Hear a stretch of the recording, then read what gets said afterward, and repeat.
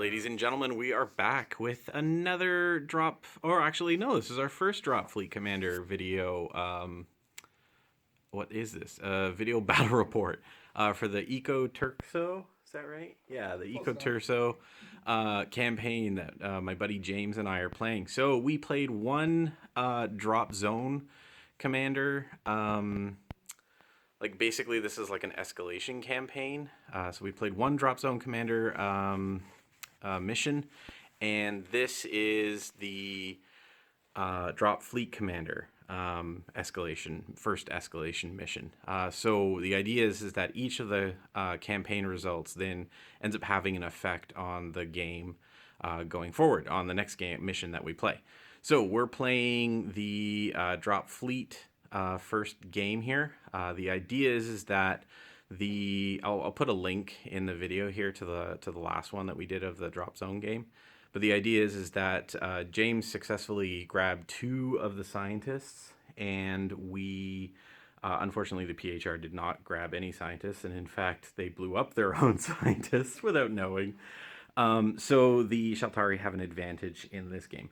So what we're playing is just a variant of the take and hold scenario, which is like the basic Dropfleet scenario. We're playing at 805 points here, so small points. The idea here is that we've basically got rapid response teams. So both of our factions radioed out. We got the information. We said, holy cow, we need you to come and secure this asset. The scientists were able to determine that there was a mine with some precious metals. Some sort of material. Right, yeah, some sort of precious material that had strategic value. And so now we're fighting over the moon of Iku-Turso. Yeah, we're trying to secure those mines. So this is what the board game setup looks like. So the advantage that we gave the Shaltari is that they have 2 troops already deployed. The idea is that they radioed in and then said, we're already headed to the moon. Get your fleet here as quickly as possible. And they're sitting on a military complex and then another military complex. Unfortunately, the Scourge got here before either of us did. So the Scourge are actually currently occupying all of the clusters. So it's going to be fun. It's going to be like a Normandy kind of beach landing scenario come sci-fi thing. So for my fleet, what I decided to do here was I took 4 groupings. I've got a Pathfinder group of 4, what are these, Europas? Yeah, 4 Europas, another 4 Europas. I've got a Ganymede here because I figured I'm going to have to bombard. So I wanted a troop ship, but I didn't want my usual Orpheus. I wanted something that had a bit of bombardment. And I've got 2 Medea, and then I've got a Theseus. I'm trying out light cruisers, and then 2 more groups of 2 Medeas. So I'm still fairly drop heavy, but I've got some versatility. Over on the other side here, James has got the Shaltari are represented with a jet. It looks like similar tactics here. We're going to bombard. And then we've got 2 motherships backed up with 6 void gates. And then we've got, what is that, 5 or 6 echoes? 5 echoes? 5 glass. Oh, 5 glass. That's right. Yeah, they're not echoes. Those are mine. So 5 glass and then 5 amethysts. So that's going to be a decent list, I think. Anyhow, yeah, so we'll tune in after turn 1. Okay, turn 1 recap. Small turn 1 in column formation typically is. So we had 2 activations to bring on. James went first here with bringing on his mothership with the 3 void gates to start making moves towards this Scourge-occupied city. I then ended up bringing on, what did I bring on? Oh yeah, I brought in my my Ganymede up the center line here, along with the 2 Medea to start moving towards that Scourge-occupied city. Then James came in with the jet. So the jet is occupying the center board, imposing target, or imposing enemy rather, and 5 glass, which is nice. I responded in kind with a Theseus coming in silently behind that debris field, and then I sort of took a chance and I decided to burn with 4 Medea so that I could start laying down troops here. In the end phase, the Scourge did fire the military sector at my Medea and got 2 hits, and I successfully saved one. The other one went through because it was a critical. And that's it. Okay, end of turn 2. I'm just going to go from left to right here because honestly I don't remember the order of activations by this point. But everything came on the board because we're only playing 805 points. So over on this side here, Shaltari moved their mothership up, hugging the edge of the board here. We had 3 Void Gates come into atmosphere. In the end phase, they managed to drop, 2 tanks and a troop grouping onto the Scourge-occupied sector. On this side, I managed to bombard the Scourge off of the military sector and then grab it. So that was good. Over here, I had 4 Europa come on. I had my Ganymede move up the center line here, but remain in high orbit. He did take 2 damage from the military sectors here that the Shaltari are occupying. That was that advanced scout force. We had 5 Amethysts show up on the board, and then the jet managed to completely, in one go, totally bombarded and destroyed the entire industrial sector on the center cluster. So that happened. Over here we had the Theseus continue on silent running and just basically move like a minimum distance. I had 4 more Europas come on silent, basically in anticipation of what these glass were going to do, which surprised me, which I guess I shouldn't have been surprised. I was sort of expecting an attack, but it didn't happen. Instead, what they did was they basically positioned for a counter attack against that cluster, went down to atmosphere, which is exactly what they're supposed to be doing.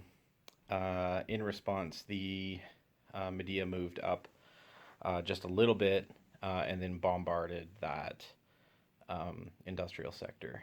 Over here, then finally we had the mothership move up and 3 more Void Gates come on. And that was it. Okay, turn 3. Wow. Yeah, that was it was a good turn. So far we have off board just a single Medea, but I think that's going to change quite soon. So yeah, we had a significant amount of combat and dropping of assets over in this sector. Suffice it to say that it's a bloodbath over here. I don't even remember what I did over here, to be honest. But yeah, it's kind of anybody's game right now, because we've got 3 Shaltari tanks and 3 PHR. You bombed my guys out of there. Oh yeah, that's right. Yeah, I bombed those guys out of there, and then yeah, I nuked that sector.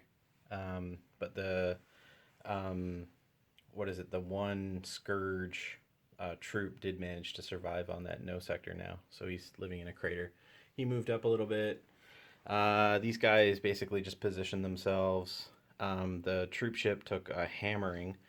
So as you can see, he's crippled. He's got no signature, and he's staring down the throat of 5 Amethysts and a jet. So that's not good.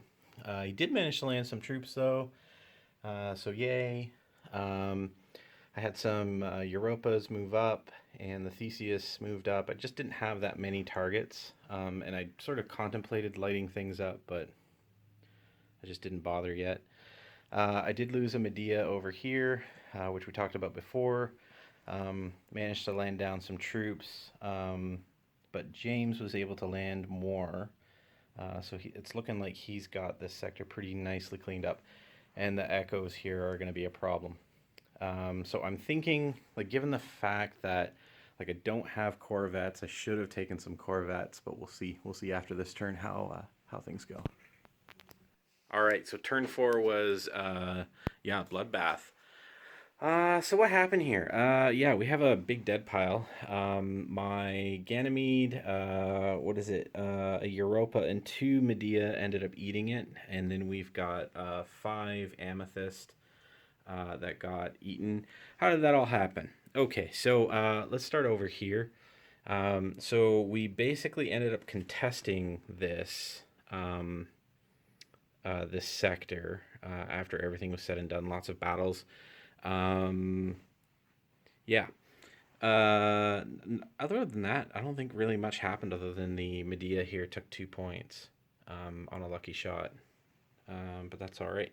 Over here, this was significant. We had the Ganymede did eat it. The Amethyst came in for the Alpha Strike to finish off the Ganymede. There was also the playing of a what is it? One of those activation interrupt cards that Shaltari played. So they were able to activate the Amethyst before anything else came in. That finished off the Ganymede.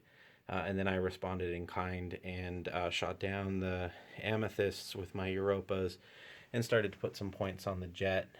That being said, what is it? There was this sector, or sorry, this cluster ended up being contested, so I didn't get any points for it, but I did at least get the victory points for, for the orbital. So that's good. Over here, however, the Shaltari handedly have it. So they got a full 8 points for owning the cluster and an additional 2 for owning the orbital.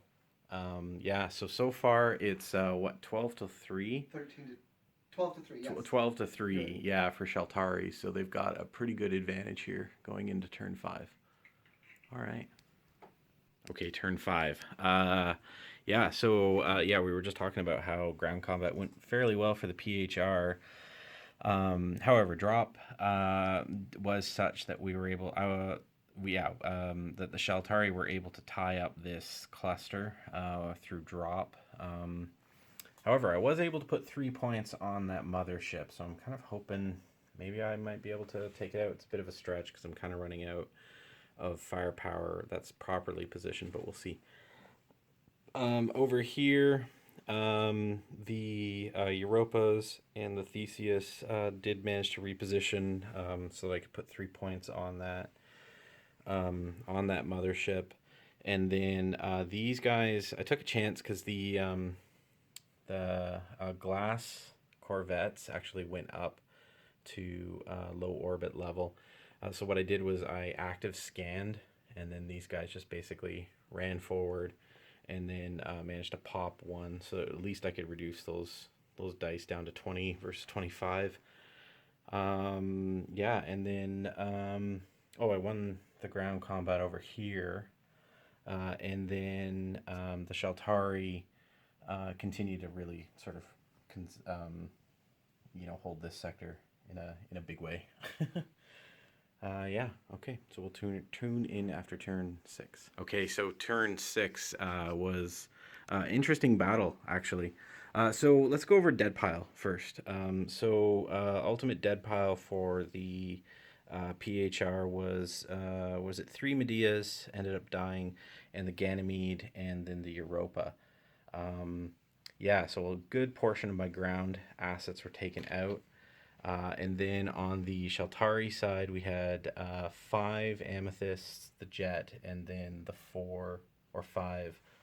Yeah, we took out all of the glass. It was 5, right? Yeah. Good. Okay, so what happened over here? So the final score was, what was it? 20. It was 24 to 8. Yeah, 24 to 8 for Shaltari. So how that happened was these were critical locations. So this actually ended up becoming completely negated. I did try to run up here and go weapons free with the Theseus and take out the mothership.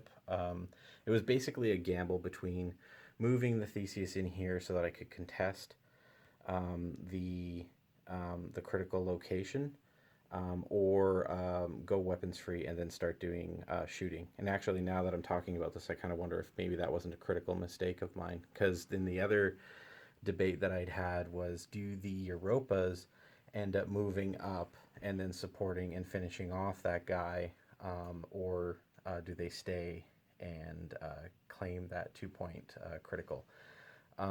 So I don't really think that it would have made that much of a difference, but really my decision making was split, and I probably should have just committed to whichever of the two strategies I wanted to go. I did manage to hold on to this cluster in the end, So that did score me 3 points. And then over here, the Shaltari were able to really lock up this cluster, which it was also a critical location. So they scored a further 8 plus 2 because the void gate or the mothership was able to move up and take the objective. What had happened was these guys had moved up, taken out all the glass that were currently occupying this empty